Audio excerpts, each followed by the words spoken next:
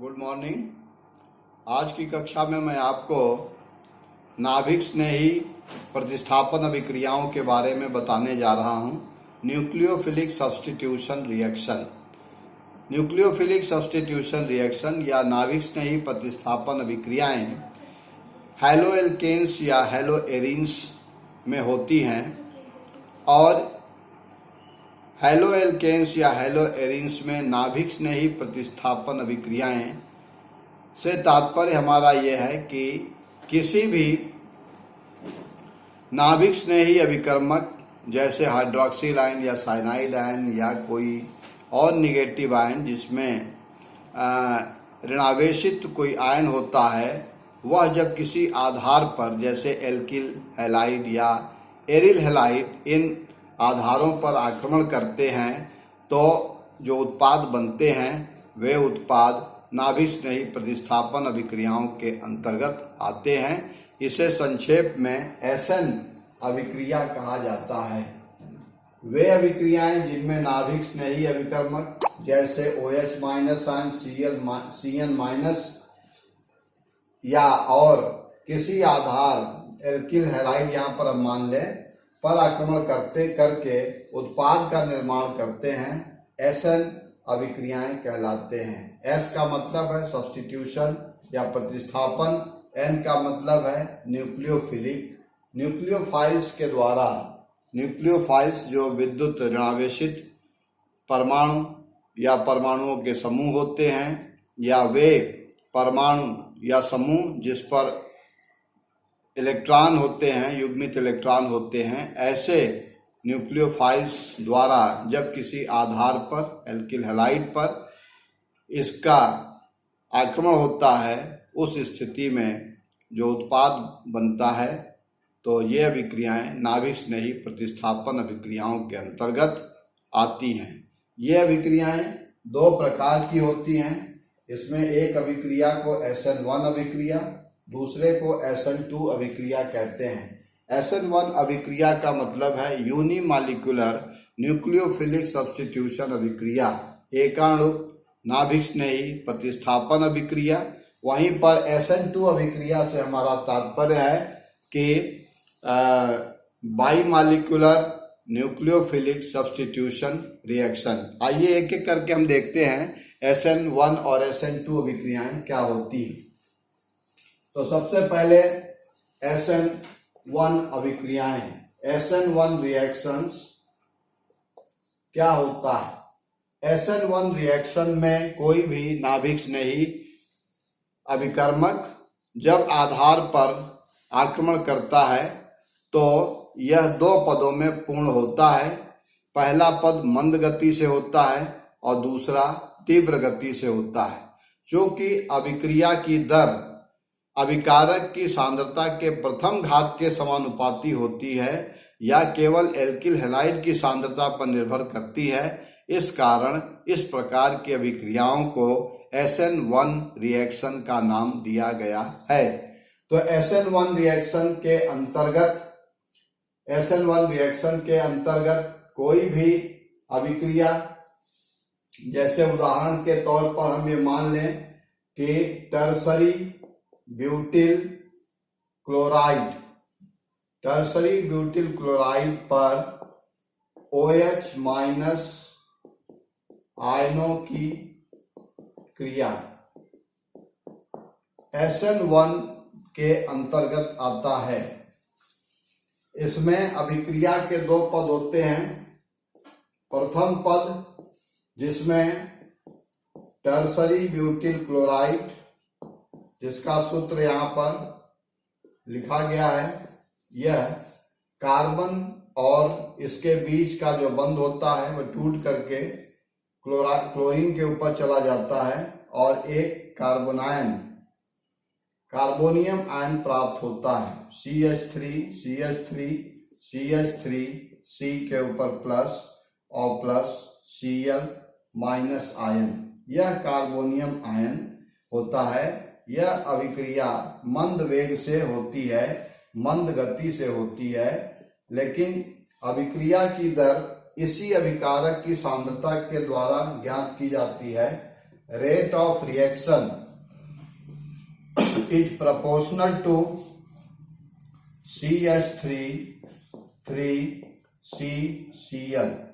इसी की सांद्रता पर निर्भर करती है। इस कारण इस अभिक्रिया को SN1 रिएक्शन का नाम दिया गया है। दूसरे पद में SN1 अभिक्रिया में जो दूसरा पद होता है,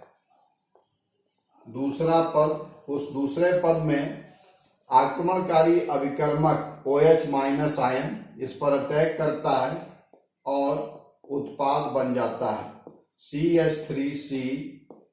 पहले पद में बना हुआ कार्बोनियम आयन, उस पर हाइड्रोक्सिल आयन का अटैक होने से CH3COH टर्सरी ब्यूटिल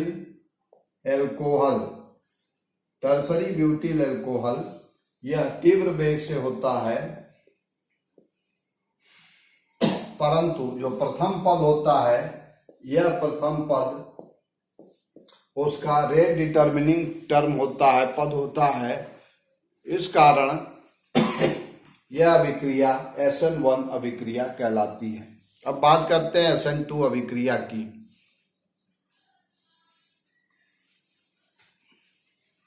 SN2 अभिक्रिया के अंतर्गत अभिक्रिया की दर अभिकारक की सांद्रता के द्वितीय घात के समानुपाती होता है। SN2 रिएक्शंस, SN2 अभिक्रिया में जो अभिक्रिया की दर होती है, रेट ऑफ रिएक्शन, यह प्रोपोर्शनल होता है जो उसका आधार होता है, और दूसरा जो उसका आक्रमणकारी अभिकर्मक होता है। चूंकि इसमें दो, उदाहरण के तौर पर यदि हम एल्किल हैलाइड की बात करें तो रेट ऑफ रिएक्शन जो अभिक्रिया की दर है वो Rx और OH या की जगह पर कोई भी न्यूक्लियोफाइल यदि हम ले लें, NU न्यूक्लियोफाइल के लिए है, तो द्वितीय SN2 अभिक्रिया के लिए रेट ऑफ रिएक्शन प्रोपोर्शनल होगा एल्किल हैलाइड के कंसंट्रेशन के, और दूसरा जो न्यूक्लियोफाइल यहाँ पर इस्तेमाल किया जाएगा वह होगा। अगर हम इसके उदाहरण की बात करें तो SN2 अभिक्रियाओं का उदाहरण मान सकते हैं मेथिल क्लोराइड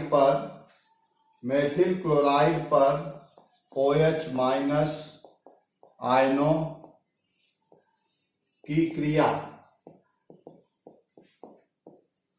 मेथिल क्लोराइड यह SN2 अभिक्रिया देता है जब इस पर OH माइनस आयनों का आक्रमण होता है। इस अभिक्रिया में OH माइनस आयन पीछे से मेथिल क्लोराइड के ऊपर अटैक करता है, जिसमें एक संक्रमण की अवस्था आती है, जिसमें Cl माइनस आयन कार्बन से टूटता है और उसी टाइम पर OH माइनस आयन उसी कार्बन से पीछे से जुड़ता है। यह संक्रमण की स्थिति होती है। जब फाइनल उत्पाद बनता है तो पार्श्व उलट जाता है, यानी कि OH माइनस आयन जो पीछे से जुड़ा था वो आगे से जुड़ जाता है। जिस तरह से बरसात के दिनों में छाता लेकर चलने पर, हवा चलने पर छाता उल्टा हो जाता है, ठीक उसी तरह से यहाँ पर OH माइनस का अटैक जब होता है तो पीछे से होता है, लेकिन फाइनल उत्पाद बनने पर उसका पार्श्व उलट जाता है। आइए हम देखते हैं कि अभिक्रिया कैसे होती है। मेथिल क्लोराइड पर OH माइनस आयनों की क्रिया CH3Cl plus OH minus ion, इस अभिक्रिया में मेथिल हाइड्रोक्साइड बनता है, Cl माइनस आयन निकल जाती है। यह SN2 अभिक्रिया का उदाहरण है। इस अभिक्रिया को अगर हम देखें कि कैसे अभिक्रिया होती है तो कार्बन के यह जो मेथिल क्लोराइड है इसमें OH माइनस आयन पीछे से यहाँ पर अटैक करता है इसके ऊपर, तो एक स्थिति बनती है जिसमें OH माइनस आयन कार्बन से जुड़ता है, सेम टाइम क्लोराइड इससे निकलता हुआ प्रतीत होता है H, और फाइनल स्थिति में जो है यहाँ पर CH OH माइनस आयन जुड़ जाता है, Cl माइनस आयन निकल जाता है। तो यह उदाहरण जिसमें मेथिल क्लोराइड से मेथिल एल्कोहल